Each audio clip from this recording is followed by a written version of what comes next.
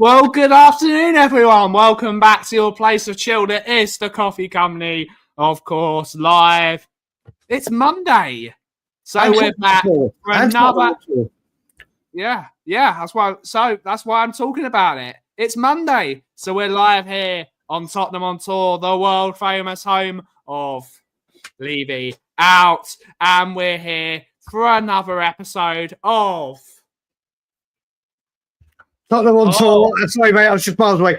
And your Frank therapy session is open, people. It is open for business. Hope everyone is good and well. And obviously the world famous home of Levy Out. Yes, absolutely. We've got a few things to go through today. Spurs have beaten Brentford in pre-season tour, and we will talk about... Sorry? Who have we beaten? Reading. You just said Brentford. Did I say Brentford? You did. Sorry, we've beaten Reading. We're on fire this morning. I am not. I was at a barbecue, so we might as well have played Brentford. I was at Sava's barbecue, and it was a great time. So thank you to Sava for inviting me and everyone else for some tasty dinners and some good laughs. But we'll talk about the Reading game. We will talk about our highlights, because you've not had a chance to speak about this. You've spoken about this on other channels, Aki, but we will talk about our favourite bits, the not so good bits, and many things that we can talk about. But there's loads of things to talk about. But unfortunately, we heard the news about Friday. Unfortunately, Paul Gascoigne has been taken very ill and it has been in intensive care since Friday. He is stable, apparently, according to the sources. But us here at Tottenham on Tour would like to wish Gazza a get well soon. And everyone knows Brian's love. Yeah. Honestly, I will just very quickly say, when I saw that news and I saw his intensive care, I shit myself. I every time I hear he goes into hospital, I get very, very concerned. Obviously, we don't know the circumstances of what happened. We don't know if it was alcohol related. And obviously, with my stance with alcohol, this time next week, I'll be celebrating 17 years sober. This time next week. So whenever I see Gazza, I always get worried. But the most important thing is he sounds stable. We'll wait and hear more news. We're going to do a bit of Gazza nostalgia at the end. Absolutely. But yeah, everyone will be wishing Paul Gascoigne a speedy recovery. For me, the greatest player to ever wear the shirt until the day I die. Till the day I die, no one will top him.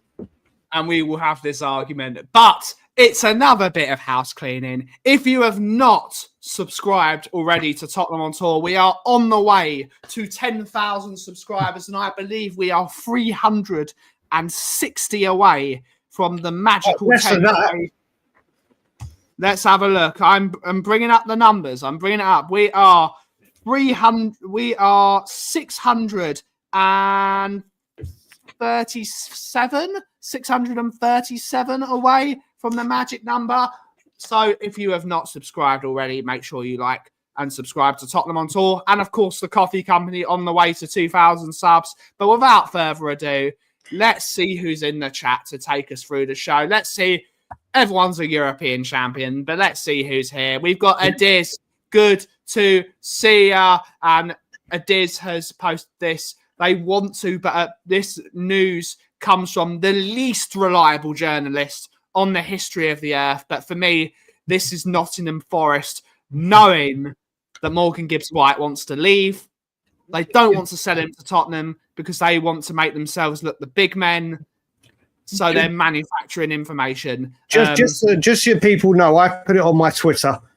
The guy that has started, it's not even Nottingham Forest, the guy that has started this and started this rumour mill going, a guy from Twitter's collected a load of data from him. He is referred to, even by Manchester City fans, as the worst, most unreliable, bullshitting ITK, whatever you want to call him, ever. He is the only one that's saying it. Do not believe Morgan Gibbs-White to Man City, especially when they spent over £100 million on midfielders. Yep. Indeed. We got Adrian Schroeder, European champion. Ooh la la, European champion. And of course, she's a YouTube member on the Coffee Company, and she's there. Thank you to everyone for the Kate and Jim raid. Big up to Kate and Jim for the raid. Thank you so much. Side dancer, good to see you, buddy. European champion. Good to see you. Yes, we'll talk about this after we get through, but apparently there is some news. Tweaky, good to see you. Good to see you. YouTube member, European champion, Scott Colliver, Terry Wright, George, Nye, good to see you, Nye, Christian, the Spurs fan, all European champions, but state of mind, European champion, YouTube member, the Guardians of the Pommel. Good to see our European champion. Mansa's in the house. Donny Rodriguez, Sweden. Malware. We have Colin Crossamano. Good to see you, buddy. We've got Dormotron. Good to see you. Good to see you. Dermot Ron. Or is it Dermatron? I don't know. Frosty, good to see you. Simon, good to see you. Simon, everyone's saying get well soon to Gazza. Indeed, it's good. We'll talk about it. Zach Robinson, good to see you. Good to see you. He's coming. Swifty, good to see you, buddy. Next week, can't wait.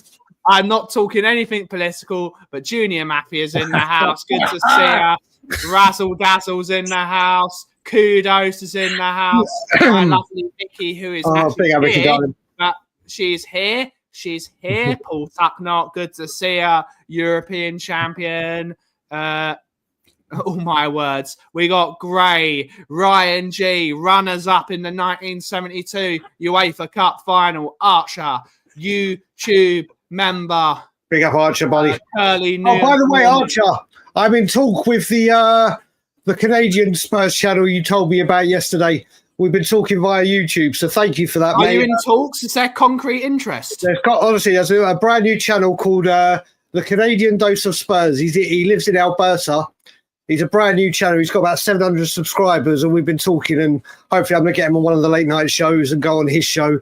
Got to support the Canadian channels. Absolutely. We got Ian Ferguson, who is back from his honeymoon. Good to see her. Gary Officer, good to see Sammy Mehmet. Yes, indeed. Apparently he's not on the plane though, Adrian. We have Angus. Where the hell is Jokeres? He's still not there yet. He's still not there.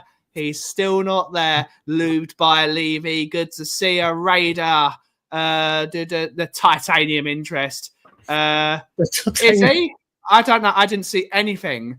Chavi Simmons apparently to Chelsea. And that is Nah, we're never dropping it, mate. We're not dropping it until the new season starts. Let us have fun. So let us have a bit. And we got the Sheriff. Good to see you at the weekend. First of all, to see you.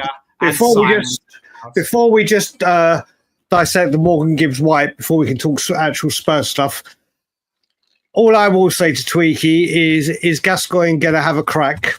He is, is all I'm going to say. So we're going to get into the Gazza nostalgia, which is probably my favourite subject apart from Levy out. I can't wait to get to that bit. But someone put it there. The thing with Morgan Gibbs-White, someone's put it in here quite recently.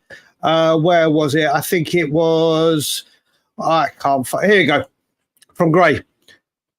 This is what's being released. The Morgan Gibbs-White did not get on the flight because his wife is going through a high-risk pregnancy. So first of all, I hope everything goes all right with his wife. That is the most important thing. Forget the transfer, anything else. But surely the thing that could be a very, very valid excuse. But up until yesterday, everyone, this just goes to show that no one has a clue what's going on. Up until yesterday, Morgan Gibbs-White was going to Portugal and leaving his wife in a high-risk pregnancy. So there is so much nonsense, and it's getting to the point now. I'm still 100% confident, 100% confident by the end of the window. There you go, his fiance. Potato, Angus. Whatever happens. Nobody knows shit. Exactly. Nobody knows. Don't get me wrong. The hold-up is absolutely infuriating.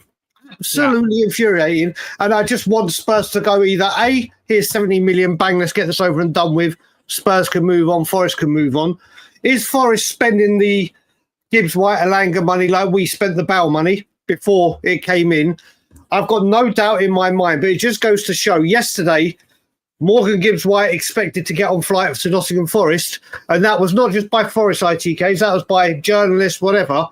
And then all of a sudden today he's not going because his wife/fiance is going through a high-risk pregnancy. Well, she would have been going through a high-risk pregnancy yesterday. So it just goes to show there's absolute nonsense. I don't think Tottenham have done anything wrong. I think Morgan Gibbs-White will be a Spurs player. And this is just another plot twist, isn't it, Ben? Indeed. We don't disagree on much, do we, though, Aki? It's a bit too much of an echo chamber of us, really. We both agree that this will eventually go through. Yep. I think Nottingham Forest have gone too far down the league. I think they're desperately trying to make themselves look a bit powerful and a bit big of a club, and I think it's failed. I think it's as I said earlier, they are deliberately just trying to be a pariah. They think they're bigger than they are. I do think Forest are a big club, and everyone thinks Forest are a big club, but the way they're acting will do them more harm than good. Because I think Spurs, although we don't like the way Spurs act, and we on this channel don't like the way Spurs act a lot of the time, but no one can deny that majority of the time Spurs are one of the squeakiest, cleanest football clubs in terms of this stuff on the planet. Yep. I don't think Spurs have done anything wrong. Yeah, you might be a bit distasteful, but I think Spurs are the sort of, like we saw that with Basuma, didn't we, 2 years ago? How good the legal team was. As soon as they got that all clear, they pounced. Yeah, listen, we just need resolution. That's all it is. We just need bloody resolution into this situation and move on. Because now it's not the Morgan Gibbs-White thing could go on. It could be over today. It could be over the 1st of September before 7 p.m. UK time. But Spurs need to move on to other targets now. And I don't mean other targets as in Morgan Gibbs-White position. I mean other players. They've got the budget. They could be doing it now and just waiting for Gibbs-White. But we can't sit around here anymore. Every team is strengthening. Every team is strengthening. And this is what's getting me frustrated. And I still believe investment. Big up, John. I still believe investment is coming into this football club this summer. But I've believed it more than any other possible takeover, investment, whatever. But even that's gone quiet now. Indeed. If this goes according to plans and what we're hearing, we're going to end up at the end of the window saying, my God, what a window. But if it all goes Pete Tong and it's another hot air lip service window, oh dear. There's going to be a storm brewing. What does everyone think? Is everyone still worried about the transfer? What does everyone think? What is everyone thinking before we decide to move on to, of course, the main event of the weekend? As we say hello to We Are Spurs TV. Good to see. Oh no, we got another guest joining us. Wait, just very quickly, Adrian, where have you seen that? Where have you seen that? Nothing would give me more pleasure. Oh, Graham's here. Okay. Nothing would give me greater pleasure than to start seeing on Twitter. It would if it starts breaking that he's done that, then exactly. Of course, Angus doesn't think we'll get him. Of course, Angus doesn't think we'll get him. You still think you'll get him. Angus still thinks Arsenal are getting Rodrigo, for God's sake. For God's sake. A player that doesn't want to go into Arsenal and he still thinks they're getting him. It's bonkers. Absolutely bonkers. At least our player actually wants to get up its code. Do you know what? Let's just put this question out. Let's just put this one question out. And it's not going to be about transfers. There's rumours that this investment is coming and it's meant to be the naming right deal. Okay, it was Sean Butler that gave it to you. Okay. Matt Law, has Matt Law said about the Gibbs-White transfer request? Just a simple yes or no. Big up, shorty boy. Do we? I was on a stream with him yesterday. I haven't streamed with him yesterday for ages. Always enjoyable. I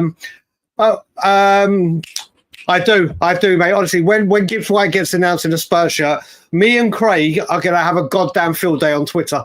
We are going to have an absolute field day. But the question I was going to ask, yes or no, do you think investment of any kind, whether it be the naming rights, whether it be actual investment into the club, let's say by the end of the window, by the end of the summer transfer window, do you think Spurs will have investment of some point, of some sort, that isn't Lewis and Enoch? Indeed. Yes or no? Let us move on, Brian. Let's do it. Let us move on to the game at the weekend. Tottenham Hotspur beat Reading in a pre-season friendly. Yep. It was, in a way, it was eye-opening. In a way, it was lovely to see some proper coaching. It was lovely to see patterns of play. It was lovely to see actual football for a change, wasn't it? There was no dilly-dallying. There was no inverted this and wide that. It was watching a proper football team. It was seeing people move into space, people doing this, fullbacks taking on their fullback. It was good to see, wasn't it? Well, first of all, I think we need to go back a bit. Which was shown, I didn't get to see this actual bit, but obviously the videos came out.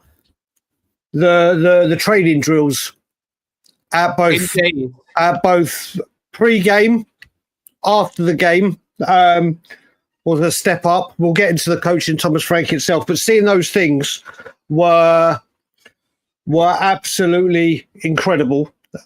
And like I said, I've waited for this moment to see Thomas Frank and his style of football and him in the Spurs dugout.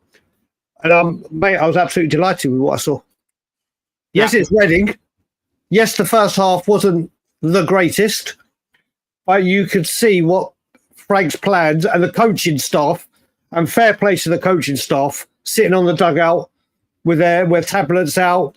Thomas Frank with his tactics board, which will soon be available in the Spurs shop if they have any, which they will. They're going to sell them, aren't you? Wait, of course they will. Of course they will. They will be right next to the Cuda seats.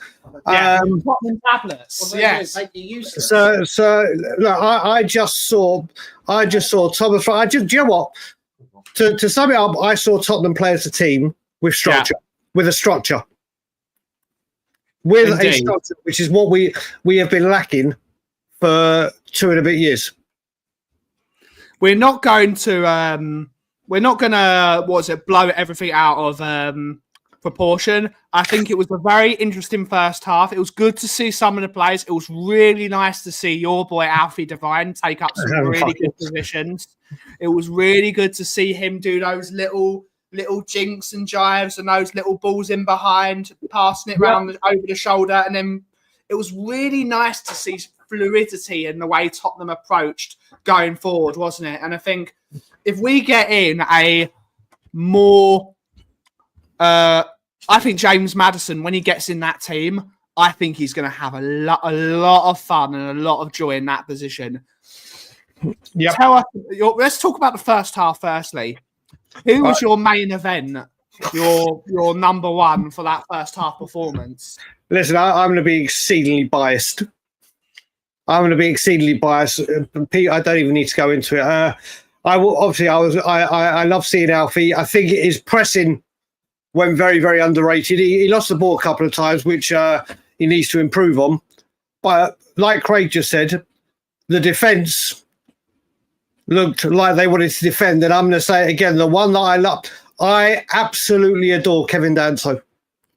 I absolutely love him. And yes, it's Reading. This is the first 45 minutes. We have missed, I would say, Joe, probably since Michael Dawson, an old school defender that just loves to defend. Yeah. Forget this ball playing or whatever. I think Michael Dawson may have been, unless people can think of others, the last one that was literally put your body on the line, do like just defend. I don't care about anything else. Let me just defend. I love Kevin Danso. For me, I think he's very decent, isn't he? Yeah, he's more than very decent. I think Danso is just going to go from strength to strength. And when we looked at it and when we were getting him from Wolves, I didn't know much about him, but it was like, okay, but a lot of fans were like, oh my God, we're buying Wolves rejects now. People have got to remember, Wolves buy some cracking players. Yeah. That, I honestly, I think Danso is a brilliant. They certainly, Scott, they did, didn't they? They looked, I think Porro is already, you can see, I think the mainstream media talking about it, looks like he's going to be in more Trent Alexander mould for Liverpool. And he's got the attributes to do it. Destiny got stronger and stronger. The defence looked good. And do you know what? And I said it when I was watching it. It was great to see us defending set pieces. First half and second half. We looked good forward, but every time a set piece came in for the last couple of years, we're like, oh my God, here we go. Yeah. They look so comfortable. So comfortable. Who stood out for you, Ben? Who stood out for you in the chat, people? I've got a negative and I've got a positive. My very positive, I'm going with your boy, Alfie Devine. I really enjoyed his performance. I really enjoyed his performance in the first half of that game. And my negative connotation, I thought Solanke was utterly terrible in that first half. We can have a talk about I thought he was dreadful. He looked rusty. He looked rash. He looked like he'd not played football in 15 years. He's really got to get fit now because he looked awful. And that's this isn't. I'm not going to go too hard. I'm not going to go too hard on him because it is only the first game of pre-season. But everyone else looked really, really sharp. He looked terrible, and we've got to see more. He's got to do more. Yeah. If he's going to be the number one for Spurs up front, he has to do more. Yeah, I mean, obviously, Divine's pass was world class. It was elite. It was the greatest pass in history. Dominic Solanke, I do like him as a striker. I do think there's something there, but that kind of performance, yes, it's the first 45 minutes, and I honestly do think, let's just say, windows closed, and there is you got to remember the first team will be Kudus, Maddison, Gibbs-White, maybe a left winger, because we'll talk about some when we do second half. I think he's gone. Whether you like him or not, whether you want him to or not, I think the time is up. You can see it. There could be a potential another left winger. I think then Solanke's a lot more in the goals. I think he's a lot more in the goals. But whether he is or whether he isn't, we need a new striker, one that will guarantee 20 goals. So we definitely need whether that. We need a few more players that will chip in 10. We need a few more players that can chip in 10 goals. Maddison will chip in 10. I think Kudus will chip in 10 when he's up and running. Johnson will chip in about 15, 20, and I think he'll get 30 goals and assists next season. I'm sticking with that. Exactly, brother. But do you know what, guys? Whilst we're talking, Dominic, there's 160 of you in here. Be realistic, and I mean realistic. Let's not go nuts. If you could bring in a striker right now, and I think people are going to say Vlahović or Sesko. I don't think Vlahović is that good for the money. I'm with you on that. I think he could be exceptional, but it could be the other way as well. But if you could go out right now and bring in a realistic striker, who are you going for? If you had the chance now to bring in a striker for Spurs, fuck off. I'm sorry. The way you're going with Gyökeres, you'll probably end up with him. Yeah, absolutely not. I'm sorry. If I forgot. Thank you, Christian. What a name, Christian Rara. What a name. What a name. Welcome to the family, brother. Yeah, I think. Do you know what? I completely forgot about Wissa was saying that. For me, it would be Wissa. Wilkins? I think he means Watkins. I think he means Ollie Watkins. Oh, Watkins. I like Watkins. No, he isn't. Vlahović is incredibly unrealistic. No, he's realistic financially wise. He's not. He's not. Terry Wright's gone with Danny Ings. See, the bloke from Rennes, when that broke, I did it again with Ben. I don't know who he is, but again, if we're bringing in a Gibbs-White and then we go get a big number 6 in, I'll be fine with that. Oh, mate, if only. But do you know what? I think Wissa for me is that's the one that Spurs that Adrian just put in. That's the guy from Rennes. But I think Wissa, Archer, they will sell Wissa. But do you know what they're like now? They're like when we would have tried. Rumoured to be in for Semenyo, they will just up the price and say, right, we've got the money in now. We don't need to drop now. We're holding firm at whatever the fee may be. This is Jado. You know what? I think someone like if we have to sign a 30-year-old striker, Ollie Watkins, for example, guarantees you goals in the Premier League. He'd be good for 2 years, wouldn't he? Yeah, and that Spurs have got to stop thinking. Too old, though. He's too old. Has not late travelled. Yeah, no, yeah. Rob. Apparently, the rumours coming out, Rob, and Rob has been like me when it comes to Morgan Gibbs-White. The rumour is, and I don't know how much I buy the situation, Rob, but the situation is apparently he's not travelled because his wife / fiance is going through a very high-risk pregnancy. And then I'm thinking to myself, okay, I wish her well. I hope everything goes well with that. But then it's like, wait a minute. Surely he was going through, his fiance was going through a high-risk pregnancy yesterday when he was meant to be travelling. So it's just insane. It's just insane. We obviously wish Morgan Gibbs-White's fiance and him and family all the best during that time. But it's like, well, surely that would have been the issue yesterday. So Nottingham Forest were prepared to let him go to Portugal during a high risk. Yeah, I don't buy. I buy that that's the situation Morgan Gibbs-White and his family are going through. I don't buy that's the reason. We would have known that information last week. Exactly. They would have known it for the whole. Exactly. Let's talk about the second half then, and we're going to be. People are saying they're already going to hype him to the moon, and they're going to be shameless. Let's talk about the absolute monster of a performance from Luka Vusković. Before you do that, let's just talk about half time and see. I mean, I was watching with a few people. One of them said, wouldn't it be a laugh if he did the Phil Brown and did half time on the pitch? And then he did it. And then I was like, he did it, but not only did he do it, you could see him with his tactic board out doing stuff, and just seeing him, Justin Concrete and his coaching staff. Obviously, it'll be more in depth and everything in the changing room, but it was just absolutely wonderful to see that this is the way their coaching methods. It was just wonderful to see. And then obviously the wholesale changes. And now, Ben, you can go on to your. Let's talk about him. 18-year-old Luka Vusković. What the hell have we got? My God.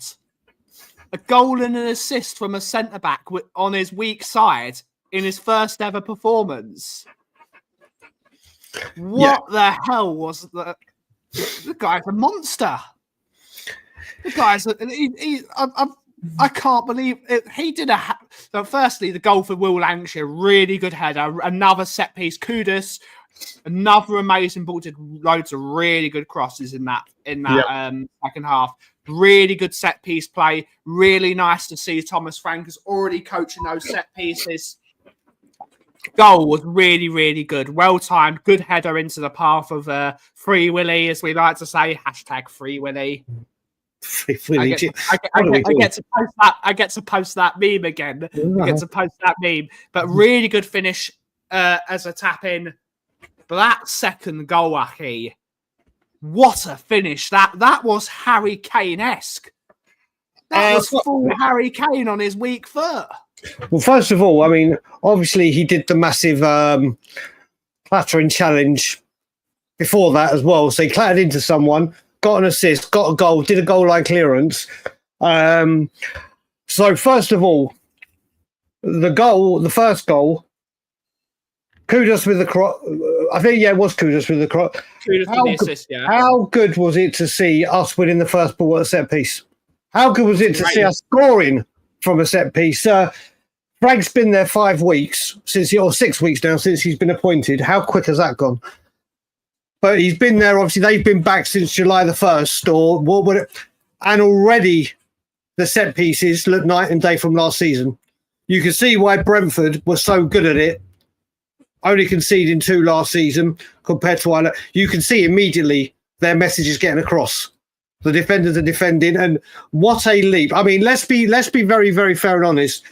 Not many people are going to beat Luka Vusković for an aerial ball if he gets the jump first. Forget it. So it was a great flick on and a great job. Whether Will actually knew anything about it or he's cushioned it, it was a wonderful finish. But then the goal. The thing I used to love about Harry Kane the most, and I don't know if people have seen this or I'm sure they have. I've gone back and watched his goals so many times. Every single Spurs goal he's done. I've never seen a striker hit the side netting so many times in my life. If you watch Harry Kane, they always say when you take a penalty, if you hit the side netting, it's a goal. The keeper's not saving it. There's not, even if he goes the right way. Harry Kane consistently does like ridiculous amount of times, and it was an incredible finish, and we've all wanted to see him. I was one that said, you know what, if one of him or Phillips has to go out on loan, then I would say Vusković because he hasn't got championship experience. But performances like that, mate, he's going nowhere. He's going absolutely nowhere. League One squad, not League One. Put him in the League Cup squad. Let's because let's face it, he's 18 years of age and he's 6'4" already. When he finishes growing at about 2021, he's going to be 6'6", 6'7". He's a bit Peter Crouch. What are they feeding him? And he's not like he's like one of those, because most people that are quite lanky. He's built like a monster, and he's 18. He just reminds me. He reminds me of Ivan Drago in Rocky. Yeah, he does. He looks like he's been modified. He's just been in a lab, and people have been working on him to build his strengths up. He's okay. Well, I mean, Duncan Castles isn't reliable, though, is he? He's not reliable. Let's have a quick look. Let's have a look. Duncan Castles. Let's have a look. Let's see if he's put. I'm on his Twitter right now. He's not tweeted anything. Oh wait, 11 minutes. 1 second. Yes, he has. Liverpool. Yeah, he's done a summary basically. He said Liverpool have got Etitike, Sporting squeeze Arsenal. Go on, carry on squeezing Sporting. This is what they did with us with Porro. Isaac Dowson, Buemo, Barca to sign Rashford. Sancho chooses Juventus. Tottenham offer club record fee for Sabani. Listen, if that happens, goodbye Romero. Romero's going to be gone, isn't he? If it goes off, it's goodbye Romero. But getting back, we spoke about Vusković. Second half, I think we have to talk about the one that West Ham said, he's shit. Don't worry, we're not bothered. I think kudos. Do you know what? We've waited a long, long time to see a guy get the ball and just run and be so direct and literally take his man on. It was, again, it's Reading. It's the first game, but he looks a handful. Whether it be on the left or the right, this guy looks like he's going to be a fullback's nightmare. He really does. Big up, Troy. I really enjoyed watching Kudus. He's unpredictable. He's got great technical ability. Left foot, right foot, takes people on, goes for those little spaces. Love it. And great delivery. All his deliveries, both on the left side of the pitch and the right side of the pitch, always went near his mark. So when he gets fully fit and he's I really enjoyed Kudus' performance. I really enjoyed it. Yes, it is only against Reading. Yes, people think we're not overhyping. We can only go by what we saw, and we really enjoyed the performances from everyone. This week we're playing Luton Town, which is going to be really annoying because Josh Keeley's going to have an absolute. He's going to have a mind blower. He is going to be the best player on the pitch this weekend because I can just see it happening. I will say in a summary of it all, before we talk Thomas Frank, we'll talk Thomas Frank a bit. I've seen people saying Bergvall looked off. Obviously, Johnson. There's a few players that look completely off it. I always think first game of pre-league. Yes, they've been training, whatever. I don't know why I'm doing this. I'm doing a manager on the touchline thing. What is that? Wax on, wax off. But it's the first game. For me, pre-season is all about getting fitness and learning the new systems. Yes, there's players that looked off it. If they're off it against Reading as they were, and I forget against Luton, I'm going to be. It's like literally they're just getting into the swing of things. When it comes, remember when Darren Bent in pre-season scored like 2 goals in every single game. He scored in every single game in pre-season, and then he was awful that season, like the worst. Pre-season means nothing. Pre-season means absolutely nothing. Was it Spurs had a pre-season where we won every single game, didn't we? And then lost 4-1 to Wimbledon. And then we lost 4-1 to Wimbledon. Luckily, I've got Graham here to give me a bit of Spurs history. He's my history. He's my oracle at this moment in time. Pre-season is all about fitness and getting tactically aware of the situation. Correct. That's all it's about. When we get to play in the filth, Newcastle and Bayern Munich, then he'll start playing the first team together. Then he'll start getting his team sorted, ready for Burnley. If he needs to get all the chinks out of the system, this is the time to do it. This is the time to do it. And they will literally be trying different formations, different systems. I'm sure he'll mix it. It won't be the same 11 in the first half against Luton and the same second half. He'll mix and match them all and get to know his players better. They'll get 2 weeks more training in. I think, do you know what? Before we talk Frank, let's talk Heung-min Son. We've got to. If I'm going to lambast Dominic Solanke, Sonny has to get the same treatment. He was dreadful. He was dreadful. And it's that Batman phrase, isn't it? You die young enough to see it. You either die the hero or you see yourself living long enough to become the villain. Sonny, I'd rather, like, people are going to say, what do you mean? I'd rather play Tell. I would rather play Tell than Son at the moment. He was absolutely terrible. And it's not good enough from Sonny. And that's our captain as well. That's our captain. Yeah, I will say with this, I actually think his body language told more than the performance. I think it was Heung-min Son just did not. I mean, we've seen afterwards when he was going on about his back and he just didn't look happy. His body language wasn't there. And also, actually, this reminds me with Sonny. I'm just going to bring Morgan Gibbs-White into this. Obviously, we don't know. It's looking like he hasn't gone to Portugal. But people are going mad that he may have gone to Portugal, even though he played every single pre-season game for Wolves, as Ryan will say, before he moved to Forest.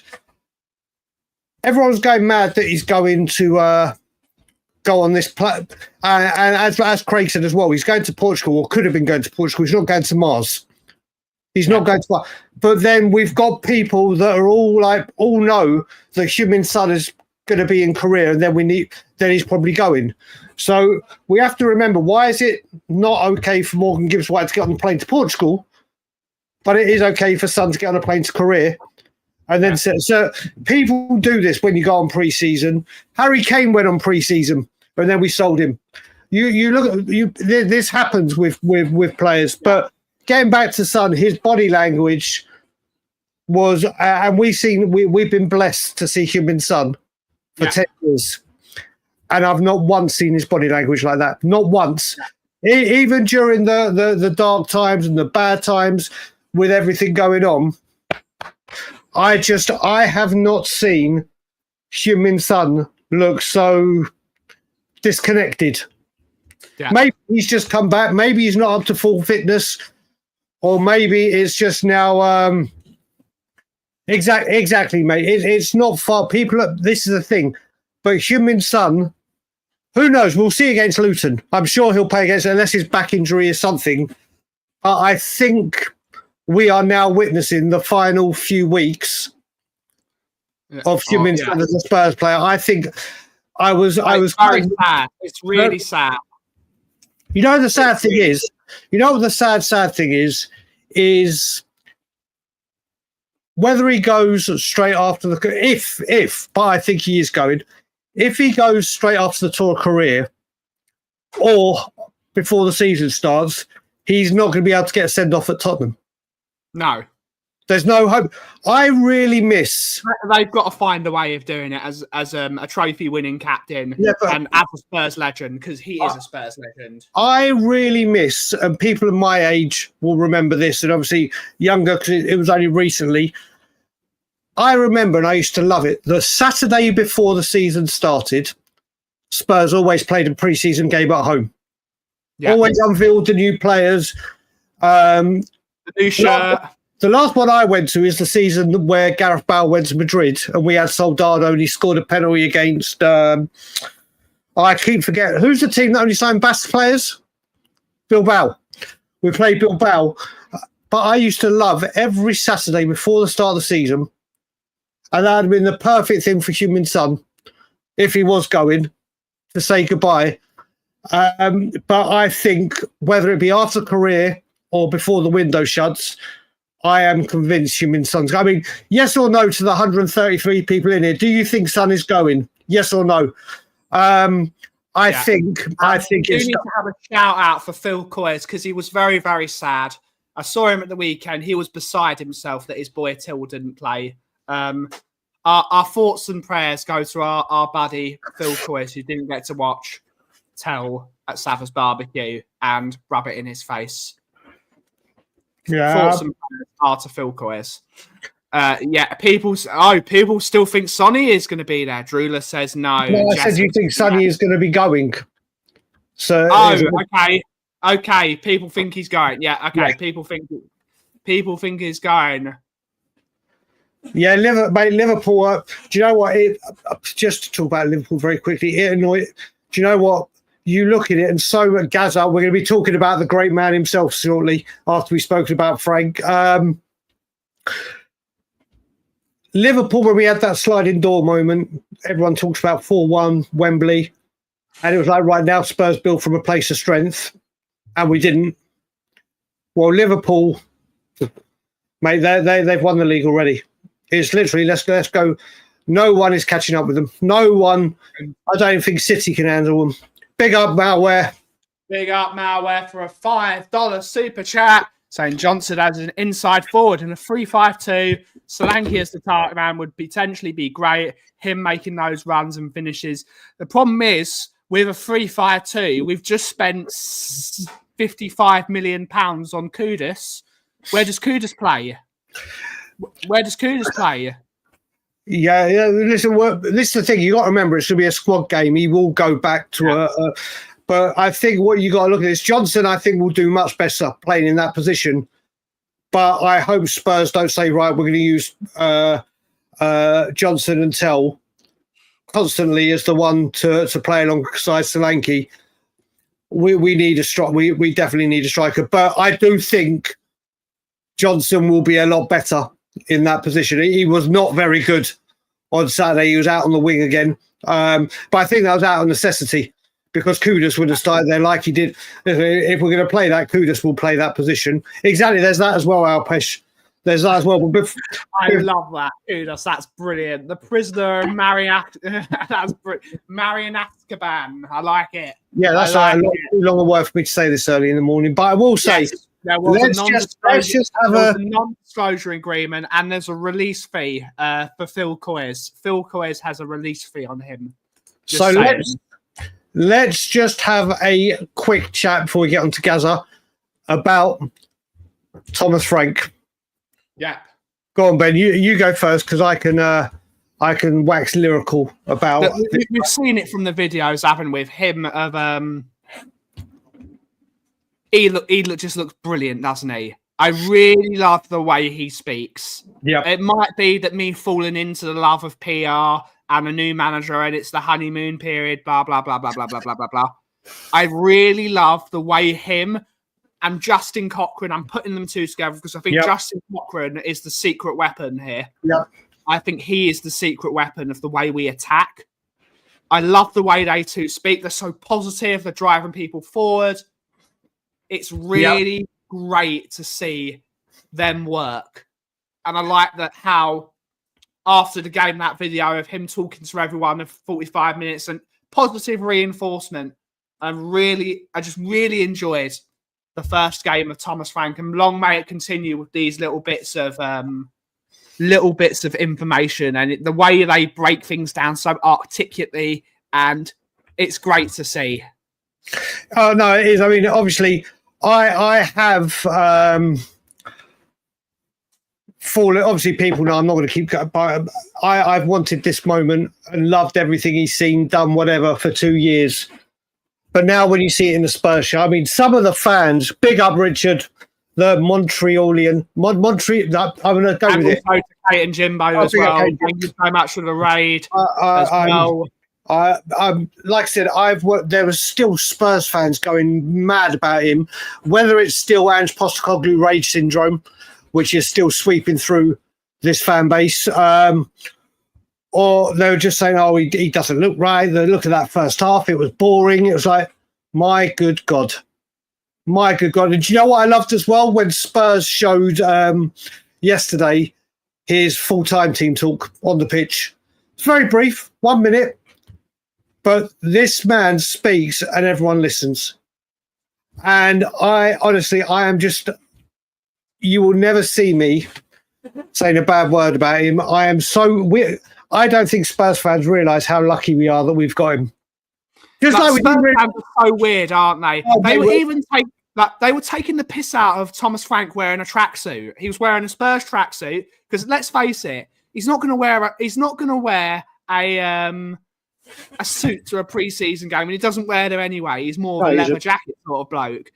He's wearing a tracksuit to pre-season because he's coaching. He's coaching. And people are still making fun of it. It's bonkers. Yeah. It's bonkers. I think, honestly, look, his first game, to summarise before we speak about the great man Gazza. Clean sheet. How often did Spurs get to say that last season? Yeah. Yes, it was Reading. But believe me, we would have conceded against Reading if Ange was still here. Clean sheet. 2 set pieces look night and day. Scored from set piece. New tactics, a new style of play for the mate. I'm absolutely delighted with it. We go to Luton. Then I'll tell you what, mate. If he goes and beats the filth in that game, then more people, and then we will. Then it may. And I'm not joking when I say this. I honestly think we've got a very good chance of winning the Super Cup, and I'm not joking. I don't think PSG after don't tell that to Angus. Don't tell that to Angus. What are we gonna do? Aki? Well, what? We're gonna do it anyway. We're gonna do it anyway. We're gonna do it anyway. We're gonna do it anyway. Indeed, something inside so strong. We're going to do it anyway. Yeah, we're going to do it anyway. Exactly. But like I said, it's a great time. Honestly, I think people are going to realise how good Thomas Frank is. I don't think PSG play the same team from the World Club Cup. I don't think they do. And I'm being serious. I'm being deadly serious. People can clip it, put it out there, comment on it. I honestly, people didn't realise how good we had it with Poch when he came from Southampton. We are in for a good time. Not Brett Mace, but there's some funny people. There's some funny people in this world. Well done, Ryan. Exactly. Troll alert. Troll alert in the building. What a shame. But anyway, let's talk my favourite subject.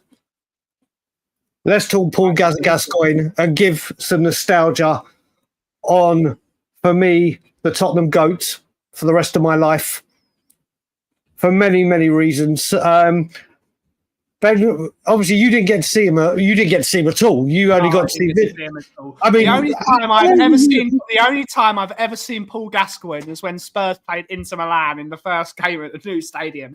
That's the only time I've ever seen. Do you know what, Ben? I'll say that was the loudest roar of the night. Him coming on the pitch. Yes, it was. Yeah, I mean. That just says. I mean, were you even around and remember you're a 96, or was that even before your time? I was 1 year old, Aki. I was 1. So you can still remember Gazza's goal against Scotland, then? That's your first ever memory? Yeah, just about. I was there for it. I was there for that. Listen, Paul Gascoigne, what can I say about? I am blessed to have met him hundreds of times. Or no, not hundreds, that's a bit of an exact, but so many times. There is so many good stories about him. I got a few not so good about him when he was in his dark days, which I don't really want to go into. But I was very, very lucky. Paul Gascoigne was... a lot of people may have heard this story before, but I'm never tired from saying it. Paul Gascoigne's original agent when he was at Spurs was a guy called Mel Steen. And I was very, very good friends with his son, Paul Steen. I love hearing this story. Mate, I'm very, very good friends with his friend Paul Steen. We went to the same Jewish youth club. We used to hang out. Anyway, when it was his bar mitzvah, Paul Gascoigne was invited to the bar mitzvah in the synagogue. And Paul Gascoigne turned up. Never, ever, ever has the synagogue been so packed. There was probably like 3 or 4 to a seat. When he came in, obviously seeing him there, he was literally a row in front of me and to the right.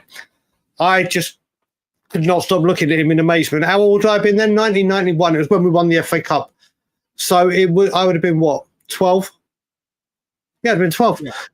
12. I've been 12. Yeah, so I should have worked that out, seeing that I was 13 in 92. Literally came in, synagogue packed. The rabbi went to do his sermon and even joked and said, listen, I've never seen so many people in the synagogue. Paul Gascoigne, maybe you want to come up and do the sermon. And Gaz got up to do one. And the rabbi said, no, Paul, I'm only joking, sit down. He had to leave early because Spurs were playing Oxford in the FA Cup. And he went on and scored 2, made 2. He was absolutely incredible. And I got to meet him a load of times through that. I met him in Harrods. This is my favourite story. When he came into Harrods and he came in and literally people said Paul Gascoigne is in the building. And as you walk through the intersections at Harrods, I was standing right by the intersection. And as he walked past me, I thought I said it quietly, but I was like, oh my God, I love you. And he was like, he looked at me very, very weird. I was like, you're a Spurs fan, aren't you? I went, yeah. And obviously told him the story. He's like, oh, okay. Obviously didn't remember me because there was loads of people there. And then I went shopping with him. He was like, you're taking me shopping. And the worst thing was he'd spent so much. This is back in the day where it weren't chip and pin. Your credit card, it was done such a weird way. But he must have been spending a load on it that it actually went to, I had to call up for authorization and I had to speak. When I said, listen, I said, who's the guest you've got after the card or customer? And I said, Paul Gascoigne. He wanted to speak to him. There were just so there. Listen, the guy, but when you talk about his football, I was very, very blessed. I was able to see pretty much every single game of him at home due to my uncle working within the club or a part of the club. He was one of the photographers. When people say he was worth the entrance fee alone, this guy was absolutely magical on the football. I always say, I get asked this question, as we all do, or you probably do with your friends as well. If you could bring one player back in his prime, and he's in this squad right now, no matter what this squad is, no matter what this squad needs, it will always be Paul Gascoigne for me. It will always because you know he's going to snap at you. He's whispering Glenn Hoddle and under his. No, listen. Whispering under his breath. You got to remember, Glenn Hoddle. I missed. I always do this on players I've seen. I always do this on players I've seen. Angus, I never got to. Well, I watched him on Rangers on television, but never saw him. I never went to Ibrox. But Paul Gascoigne is, without doubt, I still say the greatest talent that England have seen. People will say Rooney. Some will say Paul Gascoigne is, for me, just a very, very, very special man. Yeah. Obviously, I love him for that reason. I love him for Italian 90, where he was the best player in the tournament, bar none, in his first and only World Cup. But also, I have a very deep connection with him due to our demons. Yeah. And there's so many times that I see him doing well. And what one of the things I have hated is the pubs still serve him. The pubs still go in and serve him. And then there's loads of videos when he's been on a bender and people just film this and put it on social media for clicks and likes. If I ever owned a pub and Paul Gascoigne walked in and said, give me a pint or give me what, I'll be like, fuck off. Not a goddamn... How pubs do this and whatever... It's just a shame that this has happened to him. But Paul Gascoigne, if you never got to see him, like I said, my biggest regret in my life, Spurs wise, is I never saw Bale live. Yeah. But if someone had said to me, you could have seen Bale live, well, Gareth Bale was my Gazza, mostly because his name was also Gareth, so you could also call him Gazza in a way. Paul Gascoigne was just. For England, like again, people were mentioning the Scotland goal. That's just pure Paul Gascoigne. It's people were waxed lyrical about Delhi's goal against Crystal Palace. Yep, Gazza's goal was 4 times that, lifting it over back of the net, the falling on his back whilst everyone squirted him in the face. The goal he scored against Arsenal without his shoe on. There's so much more. Unbelievable footballer, just a pure footballer. There's so much more. I mean, obviously, his demons. I mean, Jono just said the reason I supported Spurs. So many people, when I put a tweet out yesterday, he is the reason I support Tottenham. Like, that's what happens in your lifetime, isn't it? There's a big player and you support him. Big up Morton Barley. Just seen you in there. Good to see you, Gary. Yeah, listen, you are doubly blessed, and also you got to see Hoddle. You got the trilogy. You got the trilogy. It's a Paul Gascoigne. You can look. That is, if you want to sum up Paul Gascoigne, Hoddle said to Gazza, "I found Jesus." Gazza said, "Why? That must have been a pass." Yeah, that's pure Paul Gascoigne. He's just Paul Gascoigne. That man, and this was during the time as well where you used to be able to go watch training. This is where Spurs' training ground was literally a field at Mill Hill. Obviously, there was a room where they did all but nothing like today.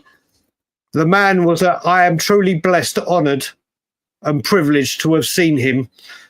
The 91 FA Cup run, forget on the final, he was a nightmare. He was obviously off his nut on something. But he scored. He set up the free kick for Paul Stewart against Blackpool. Yep. Destroyed Oxford. Destroyed Portsmouth, destroyed Notts County, destroyed Arsenal. I mean, the 10 minutes, and obviously people talk about Paul Gascoigne's free kick. What I love, I mean, that you can't beat, but people, if you go and watch the second goal for Lineker and the 1-2 he plays with Paul Allen, Mickey Thomas is still looking for him. Yeah. Mickey Thomas is still looking for Paul Gascoigne. He is just unbelievable, and everyone at Tottenham on tour, and I think the whole Spurs world wish him a very speedy recovery. Obviously, more details to come out, but Gazza. I mean, you got to remember as well, Rob. Gazza against Notts County, he scored in the final minutes, but he was the reason that Notts County scored and went 1-0 up. Paul Gascoigne is just, for me, like I said, it doesn't matter who we sign. We could go on in years and years to come, in my lifetime, go and sign the greatest player in the world at the time because the owners have got whatever. He still will not have a patch on Paul Gascoigne for me. No one ever will come close to that man for me. He is Obviously, this was when I was a kid. I had his shell suits. I had Fog on the Tyne single. Gazza brought something out. My parents got it for me.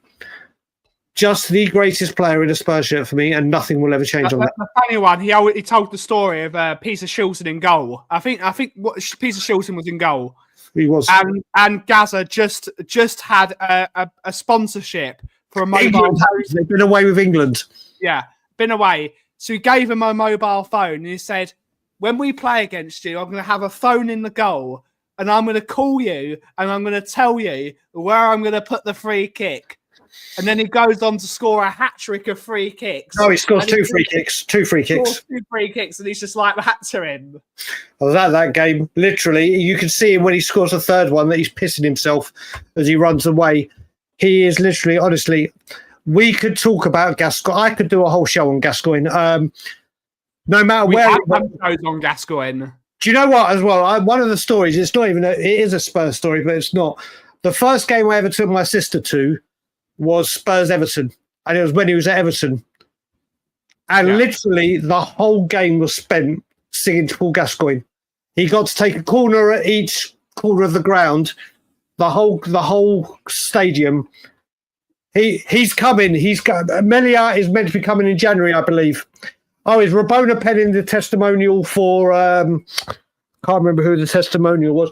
Just the greatest player and most technical player for his size as well, and what he done in the World Cup in Italia 90 was... When you get a tournament named after you, Gazzamania. Yep. That shows you how good you are. Yep. The only thing I wish for Paul Gascoigne is that he was playing in today's era, because all of his demons, I don't think would have happened. He would have been shut off from the world. It's done differently. Yes, he'd have the hype over him, but yep, I've heard all the Gazza stories, mate. There's not a Paul Gascoigne thing with the fish when he broke him for a sandwich, mate. When he kicked the ball out, when they were at training, and he kicked the ball over the fence, and he said, "I'm just going to get the ball back," and then he came back the next day and said, "I found it." Mate, put it this way, on Paul Gascoigne on my YouTube, on Watch Later, I have 60 Paul Gascoigne videos that I watch religiously. I just absolutely love that man. And you know what? On that note, mate, I've just had a message from the mothership. They want me to go on and try and force through the Morgan Gibbs-White deal now that he hasn't gone training. So I'm going to be hopping on over there. Indeed. So we will be ending the show there. Thank you to everyone who's been watching the show today. Make sure, if you haven't already, go and like and subscribe to Tottenham on Tour. We are 360 odd away from 10,000 subscribers. We don't get to mention it a lot. We're not going to push it through. We're not going to be overly pushy, but it'd be really, really amazing if we can get to 10K before the end of the year. But we will continue with good content. Tottenham on Tour will be back on Friday unless there is new news coming out at this point in any week. But the Coffee Company will be back tomorrow at 2 p.m. The only show that's live every day at 2 p.m. And always remember that. But thank you all so much for watching today's show. Thank you to Malware for sending a super chat. It really helps us out a lot. If you do wish to support us, you can give us a super chat or become a member of the show. It helps us out a lot. Thank you all so much for watching. To add to this, Ben, as well, what I am going to do this week, that we will be live a couple more times, because I'm going to make sure I do a call-in show this week. It's been a while, so I'm going to make sure I do a call-in show, and I'm going to make sure one day this week I do another late night, 2 a.m. UK time, 9 p.m. North America or Eastern time. So there will be 2 more live shows this week. I just don't know what days yet, but there will be 2 more live shows this week from Tottenham on Tour. But thank you all so much for watching today's show. Have a wonderful, wonderful rest of your day. And as always, if you know what the cough is brewing, take it away, Aki. The therapy session is closed till we're next open, but I will always end off with Thomas, Frank, Thomas, Frank, and as always, Levy out.